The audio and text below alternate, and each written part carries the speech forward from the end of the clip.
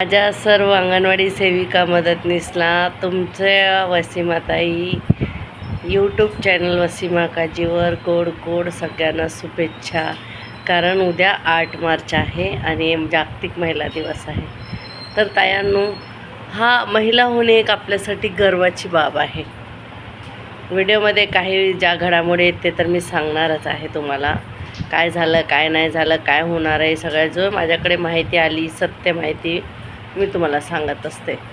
तर तायांनो, आधी तर सगळ्यांना जागतिक महिला दिवसाच्या हार्दिक शुभेच्छा. एक महिला म्हणून गर्व करा स्वतःवर. कारण जे पुरुष करू शकत नाही ते काम आपण करू शकतो. आपण एक बाळाला जन्म देऊ शकतो. तर याच्यापेक्षा मोठं कोणतंही काम नाही जगात, ते आपण करतो. म्हणून स्वतःवर गर्व असावा महिला असण्याचा. आणि जागतिक महिला दिवस मोठ्या आनंदाने उत्साहाने साजरा करा. आम्ही तर करतो. मी उद्या रविवार आहे तर घरातल्या सगळ्या महिलांबरोबर रमजान आहे तर साजरा करणार, मज्जा करणार. खायचं प्यायचं, मस्त काय काय डिश बनवायची, मज्जा करायच्या. नवीन नवीन ज्या भगिनी येत आहे चॅनलवर त्यांनी पटकन सबस्क्राईब करा. माहिती तुम्हाला थोडक्यात देणार आहे कारण माझे रमजान सुरू आहेत आणि मॅसेज पण येतात, व्हिडिओ थोडक्यात टाकत जा, छोटा टाकत जा. छोटा कसे टाकू तायांनो, समस्या एवढ्या मोठ्या मोठ्या येतात तर तुम्हीच सांगा. दुसरं म्हणजे छत्रपती शिवाजी महाराजांची जयंती खूप उत्साहाने सगळीकडे आपण साजरा केली. जयंती उत्साह साजरा करण्याचा एकच अर्थ असतो की जिजाबाईने शिवबाला जे घडवलं ते 1000 दिवस त्यांना त्यांच्या पोटातच समजले शिवबा असताना. म्हणून आता हे पोषणाचे 1000 दिवस काढले त्यांनी, तेव्हाच ते बालसंगोपन केलं. तर शिवाजी महाराजांना पण असा राजा परत नाही होणार. 18 पगड जातीला घेऊन चालणारा, स्वतःच्या गळ्यात कवड्याची माळ्या घालून मोत्याची माळ्या रयतेला देणारा, सगळं काही देऊन जाणारा राजा. खूप असे संस्कार आपल्या मुलांवर अंगणवाडीचे करायचे आहेत आपल्याला. छत्रपती शिवाजी महाराजांच्या गोष्टी त्यांना सांगायच्या. आता उद्या आपल्यासाठी रविवार आहे आणि जागतिक महिला दिवस. खूप मेसेज आहे, नारी तू अशी आहेस, नारी तू तशी आहेस, नारी तू ये है, नारी तू वो है, तेरा मैंने दिल पे नाम लिखा हूँ, पत्थर पे लिखा हूँ, दिल पे चीर के देख लिखा हूँ. हे सगळं बाजूला ठेवा म्हणायचं. त्यांना म्हणायचं प्रॉपर्टीच्या पेपरवर माझं नाव लिहिलं आहे का ते मला दाखवा. कारण खूप झालं ते येडं बनवणं महिलांना. जागतिक महिला दिवसाच्या शुभेच्छा. उद्या रविवार आहे, कुणाचा नवरा स्वयंपाक करून घालणार आहे सांगा मला. रविवार असलं द्या, शनिवार असू द्या, जागतिक महिला दिवस असू द्या, कधीच आपल्याला सुट्टी नसते. असते क्वचित माझे दाजी कोणीतरी आपल्या भगिनीला स्वयंपाक करून घालत असतील, माझे भाऊ असतील तर आहेत क्वचित, पण सगळेच नाहीत. आपल्याला फक्त एडं बनवलं जातं. तू ह्या घराची मालकीण आहेस, तुझं घर आहे, घराच्या बाहेर दरवाज्यावर माझ्या नावाची पाटी आहे का ते चेक करा. प्रॉपर्टीच्या पेपरवर नवऱ्यांच्या मालमत्तेवर आपलं नाव आहे का ते चेक करा. हा खऱ्या अर्थानं जागतिक महिला दिवसाच्या शुभेच्छा तरच पुरुषांनी द्यावा. तर हे तुम्ही चेक करायचं आधी, हे आहे का आपल्याकडे. माझ्या घराच्या ह्याच्यावर पेपरवर माझ्या नवऱ्याबरोबर माझं नाव आहे तयार. तुम्ही पण हे करून घ्या. नंतर जाऊन माझ्या दाजीला रागवू नका, भांडणं करू नका की आता मी वसीमताईचा व्हिडिओ ऐकला आणि त्यांनी सांगितलं आजच्या आज नावावर कर घर, नाही तर बघ मग.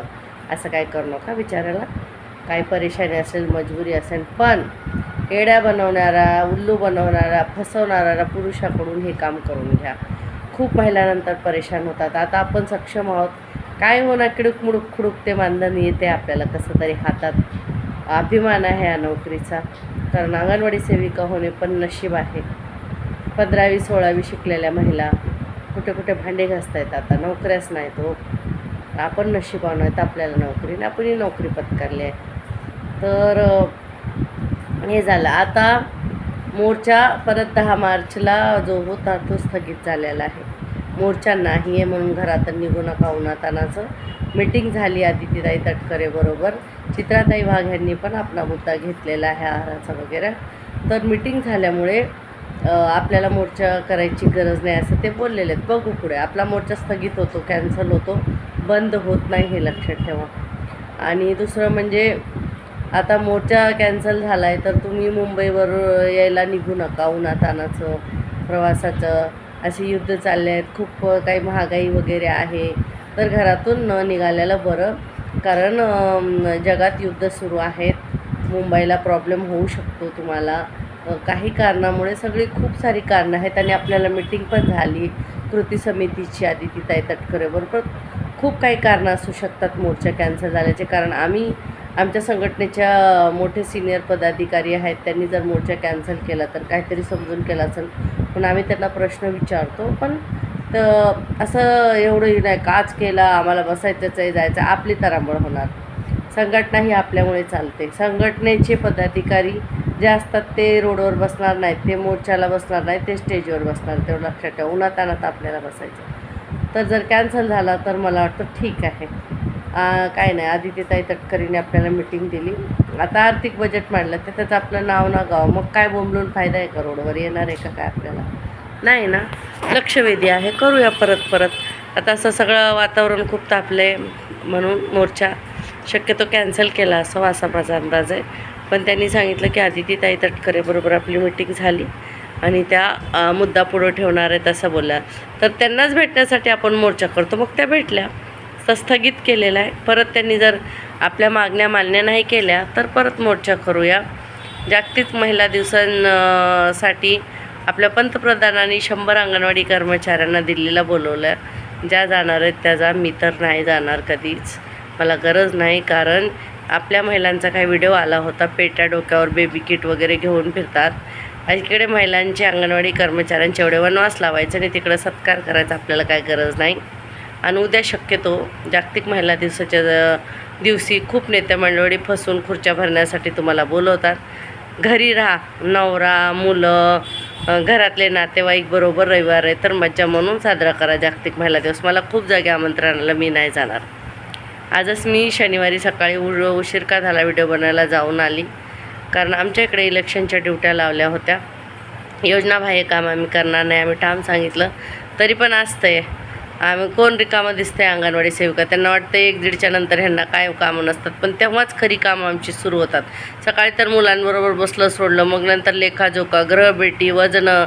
मी त्यांना सरळ सांगितलं इलेक्शन अधिकाऱ्याला 1 ते 10पर्यंत तुम्ही तुमचे सगळे पदाधिकारी आमच्या कामाला द्या. आम्ही FRS, वजनं, CB सगळे कार्यक्रम करून मोकळे होतो 10पर्यंत आणि 10 ते 20 तुमची कामं करू. चालेल का तुम्हाला? मला बोलतो असं कसं बोलतात? मग कसं होतं म्हणलं, आम्ही योजनाबाह्य काम करायला आहेत का? आम्ही आमच्या अंगणवाडीची कामं करायला. आमचा वेळ जरी वाढला तरी तो आम्हाला ग्रहभेटी करण्यासाठी वाढला आहे, लेखाजोखा करण्यासाठी वाढला आहे. एका बाईचं FRS करायला 3 तास लागतात. ह्यांनी रात्रीची 10 जरी वेळ वाढवली तरी 3 तास एका बाईचं लागले, ते आमचा टाईम नाही का जात? एक बाई त्यानं FRS करत असताना अजून पण झालं नाही तिला. मला काय म्हणली, माझी मुंडकं घरी घेऊन जा बाई तू. अशी परिस्थिती झालेली आहे. तर खूप घाई करू नका, टेन्शन घेऊन पण FRS करू नका. आणि दुसरं म्हणजे तुम्हाला जे व्हिडिओवरून कुणी आयडिया दिली FRS करायची, मला ती पद्धत चुकीची वाटते. सगळ्यांचे आपले आपले विचार आहेत, मी पण माझा विचार ठेवते. का तर हे बघा, आपले लाभार्थी आहेत, आपण रोज जातो, आपल्याला ते ओळखतात. किती बोटावर मोजण्या इतक्यात 4-5 गरोदर असते, 4-5 स्तंदा आणि 30-40 मुलं. मग ते आपल्याला माहिती नसावं का कुठं राहतात काय? तर त्यांना जाऊन एकदा बघायचं FRS करायच्या आधी. नाहीतर आमच्या एका बाईनं चांगलीच कारस्थानी करून ठेवली. ती मूल गेलं गावाला सोडून, ती आई गेली आणि ही फेस कॅप्चर करतच बसली. मग तिचा सर्वे झाला, आजूबाजूला विचारलं तर 6 महिने झालं सोडून गेली. अशी कामं कशाला करायची? तुम्ही सकाळी जाऊन त्या बाईला बघून या. मी नाही बोलत, तुम्हाला जमत असलं तुम्ही व्हिडिओवरून करा. कारण सकाळी 9 ते 11पर्यंतच FRS होतं आणि नंतर 5 ते 10पर्यंत होतं. तर मधला जो वेळ आहे तो आपला अंगणवाडीचा आहे, पण त्यावेळेस तो FRS चालत नाही. तर तुम्ही व्हिडिओच्या माध्यमातून करत असाल, तुम्हाला जमत असेल तर करा. पण माझी पद्धत कशी आहे, मी आधी त्या लाभार्थ्याला जाऊन बघते, मग त्यांना 5-5 जणांना अंगणवाडीत बोलवते. मी सकाळी लवकर जाते, मॅडमला विचारते की आता मी लवकर आली, नंतर मी थोडं उशीर येणार. सगळं मी बोलून सांगून करते, काय लपून छपून तसलं मॅडम मी आली असं झालं तसं माझ्याकडे नसतं. मॅडम नाही आली, मी नाही आली. खऱ्याला खरं, खोट्याला खोटं बोलून मोकळं व्हायचं. कारण एवढं घाबरायची गरज नाही. का 50,000 पगार नाही आणि शासकीय दर्जा नाही, नोकरी गेली तर काय होऊन? काय आपली नोकरी कुणी घालवू शकत नाही, लावलंच कुणी आपल्याला मग घालवायला? तुमच्याकडे सरकारचं लेटर आहे का? ते जे लेटर आहे ना आपल्याकडे, ते आपण व्हॉलेंटरी लेटर आहे, ते रुजू लेटर आपलं, ते परमनंट काय नाही त्याच्यात. बघा काय लिहिलेलं आहे. तर म्हणून एवढं टेन्शन घेऊन जायचं नाही. आता म्हणतात आपल्या मागण्या पूर्ण होत नाही, संघटना काय करते. मी सांगताय 10 तारखेच्या आतमध्ये तुम्ही सगळी वजनं भरली, बरोबर, FRS केलं का, तर मॅडम मागं लागते. एक मॅडम किती जणांच्या मागं लागते हो, येऊ द्या की त्यांना एरियात. मी म्हणते या बघा आणि त्या बाईचं फेस कॅप्चर तुम्ही करा मॅडम, मला नाही जमत ते. मी करते 22, 30, शेवट 25 तर आरामात. रोज 5च मुलं बोलवायची, त्यांची पालकं बोलवायची, व्यवस्थित त्यांचं सगळं करायचं. ज्याचं आधार कार्ड अपडेट असेल त्यांना करा बोलायचं. 10 तारखेपर्यंत उरकून एवढी घाई कुठं जायचं आहे, नंतर आपल्याला बसायचंच आहे अंगणवाडीत येऊन. म्हणून स्वतःच्या जीवाला धोका पत्करून हे कामं करू नका ताई. माझा ह्याला विरोध आहे, ते व्हिडिओवरून हे FRS करणं वगैरे. कारण एवढं तरी माहीत पाहिजे, कारण आम्ही मुंबईसारख्या शहरात राहतो, तर 11 महिने, 6 महिने, 8 महिन्याच्या वडे भाडोत्री लोक राहत नाहीत. आणि जी घरमालक आहे ते 25-25 वर्षाचे आता होत आलेत. त्यांची मुलं जर आता 21-21, 22-22 वर्षाची मुलं असतील, तर त्यांची लग्न झाल्यास सुना येणार, तेव्हाच मुलं येणार. तर जे भाडं करू येतात मुंबईमध्ये तेच लाभार्थी असतात आमचे. मग ती 6 महिने राहिली बाई, तिचं घरवाल्याबरोबर नाही जमलं, पाणी नाही भेटलं, काहीतरी खूप कारणं असतात, निघून गेली. तुम्ही व्हिडिओवरून FRS करत बसा तिचा आणि तिला आहार दिला. मग त्या बाईला मेसेज जाते, मग ती बोंबलते मी सोडून आले तरी मला मेसेज आला. आणि 2 महिन्याला एकदा THR येतो आणि महिन्याला एकदा मेसेज जातो. म्हणजे मग ती बाई वाचायला येत नाही. माझ्याकडे शक्यतो मुस्लिम एरिया आहे, त्यांना मराठी. तर देखो टीचर क्या लिख के आया है, पढो जरा. मग वाचायचं, हो बाई तुझ्यासाठी लय चांगला तू कामगिरी केली, एक पोरग जन्माला घातले, तर 3 ते 6 वर्षाचे लाभार्थी मला भेटले, माझ्यावर उपकार झाला म्हणून तुला मेसेज आला. आता काय बोलायचं त्या बायकांना तुम्हीच सांगा. आता हा मुद्दा झाला. मोर्चाला अजिबात यायचं नाही, 10 तारखेला कॅन्सल आहे, लक्षात ठेव. दुसरा FRSचा झाला. तुम्हाला आता तिसरा मुद्दा मी घेणार आहे, तो म्हणजे मला खूप तायांचे कमेंटमेंट आहे ते की अंतर्गत भरती सुपरवायझरची कोणी केली, कोणत्या संघटनेने स्टे आणला, काय तुम्ही काहीतरी ग्रुपमध्ये नाव पण टाकलं आहे. पण मी ठाम आहे माझ्या मतावर, आमच्या संघटनेनं स्टे आणला नाही. कुणाच्या पोटावर लात मारायची आमच्या संघटनेचा उद्देश नसतो. कशी माझ्या भगिनीला नोकरी लागेल, तर नोकरी टिकेल, तिच्या नीतीनं कसं सुधरून काम करावं, त्याच्यासाठी आमची संघटना तळमळते. म्हणून आमच्या संघटनेकडून असली कामं होत नाहीत त्यानं, हे मला ठाम माहिती आहे. दुसरं म्हणजे ती अंगणवाडीची सेविकाच्या वरी जी मुख्य सेविका आहे ती कुठली असू द्या, कशी असू द्या, पण त्या बाईला मेंदू आहे का नाही हे जरा ह्याची परीक्षा घेऊन तिला लावावं कामावर. काहीतरी तिनं चणे फुटाने खाऊ घातले, यांना चहापाणी, आणि ती आली. आपल्याला चहापाणीच बोलावं लागेल हो, मोठ्या मोठ्या गोष्टी आपल्याला कशाला, हे माहिती कोण कसं येतं काय होतं. आली आणि समजा ती बाई 5 लाख रुपये जर भरून आले असेल कोणाला तरी देऊन, तर तिचा जो येणारा पगार आहे तो 5 लाखचा व्याज आहे, ते खाते ती स्वतःचे पैसे भरून. त्या नोकरीला काय चवनाच होता राहिला आहे हो. ती तुम्ही मुख्य सेविका बनण्यासाठी खूप प्रयत्न करा, वयाच्या अटीच्या सगळी राहू द्या. मला स्वतःला ह्याचा अनुभव आहे म्हणून मी बोलते. त्यावेळेस मला 2014ला 5 मागितले होते, तर त्या 5मधून आत्तापर्यंत मी व्याज खाल्ला असतं तर किती श्रीमंत झाले असते. आपण 1 रुपया दिला नाही, वय निघून जाऊ द्या, ते जाऊ द्या, चुलीत गेलं ते. आणि ती जी येणारी बाई आहे ना, ती खाऊन पिऊन ओळखी पाळखीनं वसिल्या नाही त्यांना ती बिंडोक बाई असते. ती बिंडोक बाई असते ना, त्या बाईला डोकं नसतं. तर आता मुख्य सेविका घेताना तिला डोकं आहे का नाही, डोकं असलं तर त्या डोक्यात मेंदू आहे का नाही, का शेण भरलेलं आहे ते नक्की बघून घ्यावं. कारण तिला मोबाईल चालवायचं माहीत नाही, तिला पोषण ट्रकर उघडायला येत नाही, तिला WhatsApp ग्रुप बनवायला येत नाही. ती आम्हाला काय शिकवणार? 25-25 वर्ष नोकरी केलेल्या बायकांना ती आजाला नातू शिकवायला लागल्यासारखं होतं. मग कानाखाली आजा वाजवतं नातूच्या, तसं आपण नाही करायचं. कुणाला वाजवू फिजू नका, काय बायांना माझं नाव येईल. पण माझं असं म्हणणं आहे, ती भरती कुठून येऊ द्या, कशी येऊ द्या, आपल्या भगिनी येऊ द्या, खाऊ द्या, पण आपल्यावर त्यांनी दादागिरी करू नये. कारण बघा, उद्या महिला दिवस आहे, पण महिलांकडूनच महिलांवर दादागिरी. आपल्याला आझाद मैदानात बसावं लागतं महिलांच्यासाठी. परत आपल्याला पोलीस जी येते उठवायला ती कोण असते? महिला. आपापसात भांडणारी मास्टरवरची बाई महिला, आपली बीटप्रमुख महिला, आपली सुपरवायझर महिला, आता तर CDP पण खूप महिला आल्यात. तर महिलाकडून महिलांना कसं भांडायचं आणि जिथे पैसा आला तिथे पुरुषांनी कसं खायचा, हा डाव चाललेला आहे त्यानं. हा डाव फेटाळून लावायचा. महिलांना महिलांचे अधिकार मिळालेच पाहिजे. म्हणून आम्ही बोलतो, सावित्री दिसते घरी घरी, सावित्री दिसते घरी घरी, पण ज्योतिबाचा शोध अजून जारी आहे. कारण ज्योतिबा तसा भेटलेला नाही आहे. जिथं स्त्रियांनी सगळी मेहनत करायची, सगळा आटापिटा करून एकत्र करीन केलं की तिथं पुरुष येतो, मग पैसे आले तिथे. असं आहे, पैसा स्त्रियांच्या हाती लागू द्यायचा नाही. हे पुरुषप्रधान संस्कृतीमध्ये चाललेलं आहे आणि ते सत्य आहे. म्हणून सगळ्यात आधी, बाबा माझं कुठं झाडावर, कुठं तुझ्या मनावर हातावर नाव नको गोंधू, मला तुझ्या प्रॉपर्टीच्या पेपरवर नाव टाक. हा पहिला मुद्दा असला पाहिजे. एरियांच्या बायांना पण शिकवा आणि स्वतः पण करा. खूप साऱ्या अंगणवाडी सेविका माझ्या खूप भोळ्या आहेत, मला माहिती आहे. तर हे करून घ्या तायांनो, हे आपल्यासाठी फायद्याचं आहे. नंतर दुसऱ्या एरियातल्या ज्या बायका असतात ना, त्यांचे पेपर बरोबर नसतात, त्यांना जरा सांगायचं, शिकवायचं, समजवायचं. 3 पोरं झाली पण बापाच्या नावावरच आधार कार्ड, का तर नवरा कसा निघतोय. अगं नवरा कसं निघतोय हे बघण्यासाठी तू 4 पोरं कशाला, 3 पोरं कशाला जन्माला घातली. त्याचीच पोरं असणार ना ती, तो कसा आहे त्याची पोरं येणार. तर अशा पण बायका उत्तर देतात, अरे कैसा निकलता है कैसा नहीं, इसलिए अभी बाप के नाम पे आधार कार्ड रखे. पण तुझ्या पोरांच्या नावाच्या मागे त्याचं नाव लागणार, तुझं नाव लागणार, तू त्याला बदल नाही तर काही कर नंतर. हे बायका पण बिंडोक खूप सतवतात. एरियातल्या लाभार्थी काय कमी असतात का? FRसाठी मारायला येतात आपल्या सेविकाला, का देता, हे करता, का करता. कारण त्यांना नको आहे, ती मान दुखायला लागली, कंटाळा आला आहे त्यांना. आधी 5-6 महिने आव टीचर लो, हां ठीक आहे. आता लय वैताग आला आहे. FRS म्हणलं, फोटो व्हिडिओ घ्यायचा म्हणलं की पळून जातात बायका. तरी आपल्या जीवाला खूप ताप आहे डोक्याला. म्हणून त्या सुपरवायझरला मी बोलते, बाई तू येऊन कर जरा 2-4 पोरं, मग तुला माहीत पडते. तिथे बसून मोठे फोमो करू नको. पण आमचे मुख्य सेवका चांगल्याच आहेत, नाहीत करत असं. त्यांना पण समजतं प्रॉब्लेम. हे बघा, माणूस सगळीकडे असतो आणि जनावर पण सगळीकडे असतं.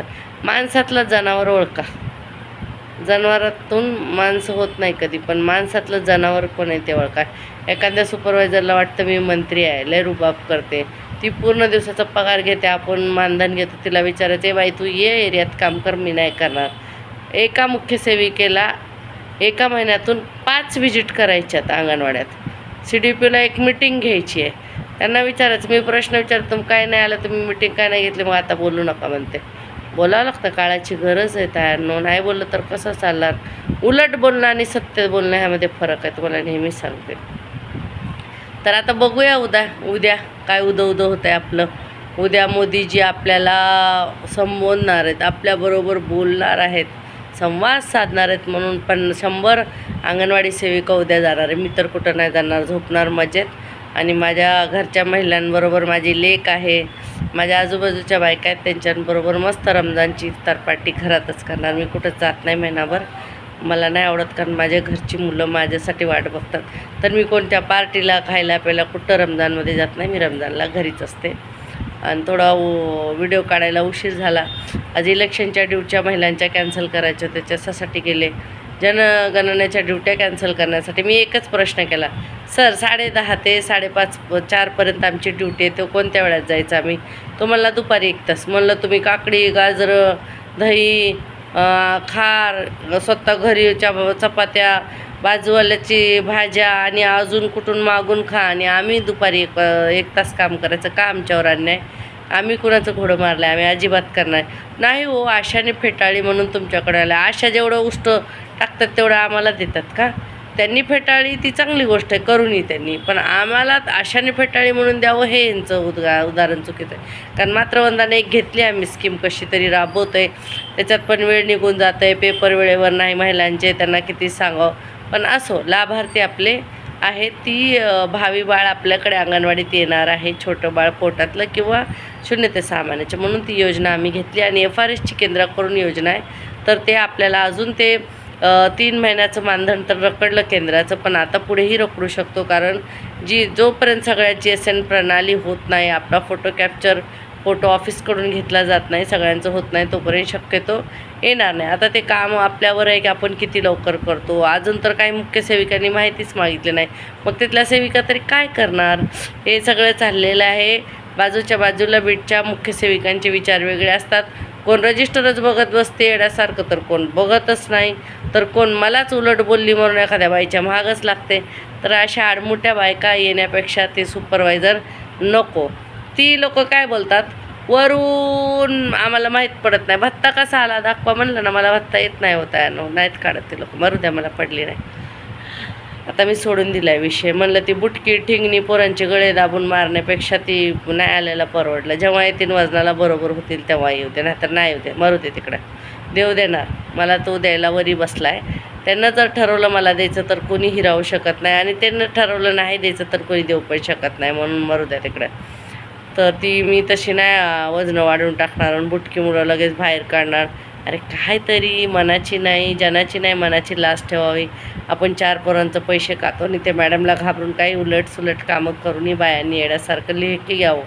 विचारावं मॅडमला. मी तर विचारते बाबा, मला कुठं जायचं असलं मोबाईल दिला, मॅडम लेखी द्या, मला काही कामासाठी लेखी द्या, सगळं लेखी माझं. मी असं काहीच करत नाही.